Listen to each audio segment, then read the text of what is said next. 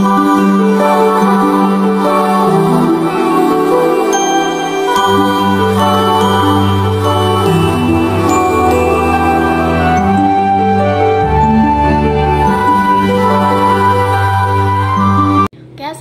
warahmatullahi wabarakatuh. Saya Ida Namaziatun Nadira dan di sini saya akan menjelaskan tentang identifikasi dari analisis kebutuhan pembelajaran digital.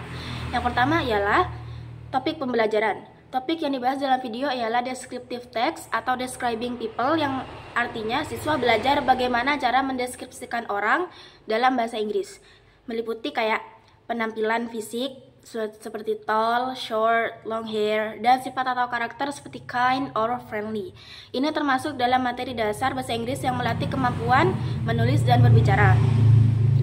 Yang kedua yaitu media yang digunakan. Guru menggunakan video pembelajaran yang berisi beberapa elemen di video tersebut. Yang pertama, slide text dan gambar, yaitu untuk membantu visualisasi orang yang dideskripsikan. Dan yang kedua, audio atau narasi suara untuk membantu pemahaman pelafalan dan intonasi. Yang ketiga, contoh kalimat dan latihan sederhana agar siswa dapat mempraktikkan langsung materi yang dipelajari. Dan media ini memadukan gambar, suara, dan teks untuk membuat pembelajaran lebih menarik dan mudah dipahami. Dan yang terakhir ada gaya penyampaian guru. Guru menggunakan intonasi yang jelas, ramah, dan mudah dipahami, serta memakai bahasa Inggris sederhana yang kadang diselipi bahasa Indonesia agar siswa tidak bingung. Gaya mengajarnya yaitu ceramah yang interaktif ringan, yaitu guru tidak hanya menjelaskan tetapi juga memberi contoh langsung, bertanya kepada siswa, dan mengajak siswa menirukan atau menjawab bersama. Ini membuat suasana lebih aktif, menyenangkan, dan komunikatif. Dan sekian untuk identifikasinya. Selanjutnya akan dilanjutkan oleh Saudari Delima. Terima kasih.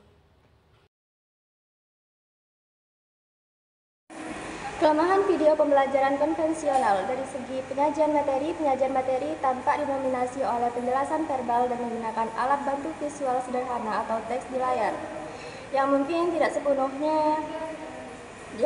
sepenuhnya menarik bagi peserta didik yang membutuhkan kekayaan multimedia atau format konten yang beragam. Dari segi interaktivitas, video tersebut nampak sebagai presentasi atau presentasi satu arah dengan interaksi langsung dan aktivitas keterlibatan yang terbatas, yang tidak secara aktif melibatkan siswa. Dari segi daya tarik visual, desain visual tampak sederhana dan statis, mungkin kurang animasi dinamis atau gambar beragam untuk menarik perhatian penonton. Dari segi keterlibatan siswa diaplikasikan tetapi tidak difasilitasi secara kuat melalui umpan balik langsung, kuis interaktif atau elemen kolaboratif.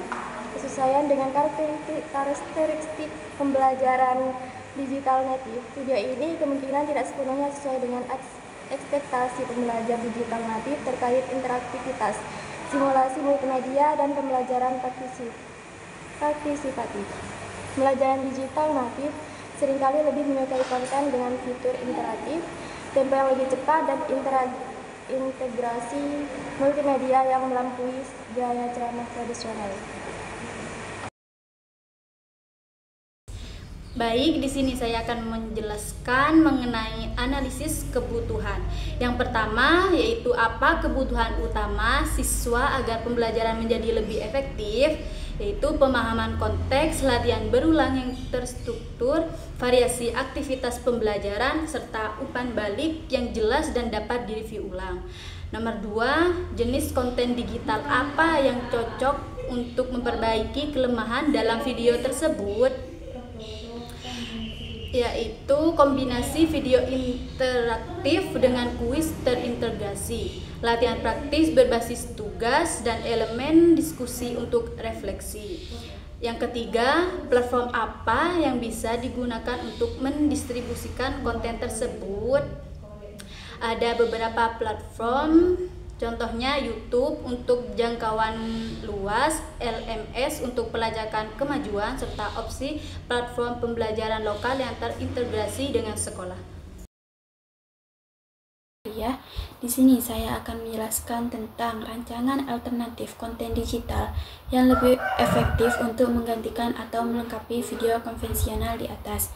Ini menurut hasil analisis saya sendiri ya. Untuk yang pertama yaitu format konten, video interaktif dengan kuis dan permainan. Yang kedua yaitu tujuan pembelajaran, ada 4. Yang pertama, paham ciri-ciri fisik dan karakter orang. Lalu yang kedua, bisa pakai kosakata deskriptif. Yang ketiga, mampu buat kalimat deskripsi sederhana. Dan yang terakhir, siswa jadi lebih semangat belajar. Dan selanjutnya yaitu strategi penyajian.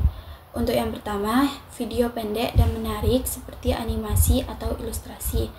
Yang kedua, contoh deskripsi dalam kehidupan sehari-hari. Yang ketiga, kuis di setiap bagian video. Lalu yang keempat, poin atau lencana setiap jawaban benar. Yang kelima, umpan balik langsung setelah kuis. Dan yang terakhir, studi kasus. Siswa analisa, deskripsi, dan beri pendapat. Kemudian alat atau platform digital yang bisa digunakan yaitu seperti Edpuzzle, Canva, dan Google Classroom. Lalu peningkatan keterlibatan dan pemahaman siswa. Yang pertama, interaktif, yaitu siswa bisa lebih aktif bukan hanya menonton. Yang kedua, personalisasi, siswa bisa tahu kelebihan dan kekurangan dengan caranya sendiri. Dan yang ketiga, visual, gambar bantu pahami materi. Yang keempat, relevan, yaitu mengambil dari contoh kehidupan sehari-hari. Yang kelima, fleksibel, siswa bisa belajar kapan dan di mana saja.